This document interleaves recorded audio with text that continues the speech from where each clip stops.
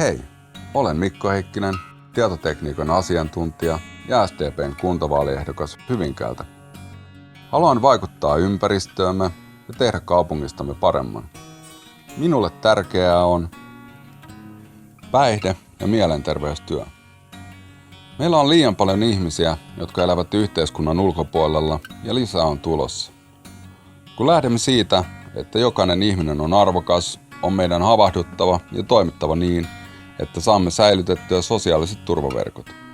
Varsinkin silloin, kun elämässä mennään alamäkeä niin, että kipinät sinkoilevat, ovat sosiaaliset turvaverkot viimeisiä, ihmishenkiä pelastavia, sivistyneen yhteiskunnan tukipilareita. Kulttuuri. Määrärahojen ja tukien merkitystä kulttuuriin ei voi väheksyä. Jotta kaupunkimme elinvoima vahvistuisi, on pidettävä huoli siitä, että kulttuuria tuetaan tulevaisuudessa enemmän.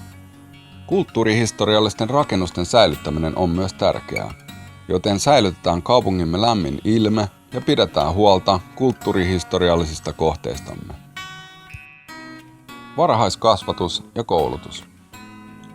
Digitaalisen ajan myötä tietokoneesta sekä muista digilaitteista on kehittynyt oppimisen työkaluja sekä statussymboleita, jotka aiheuttavat oppilaiden eriarvoistumista.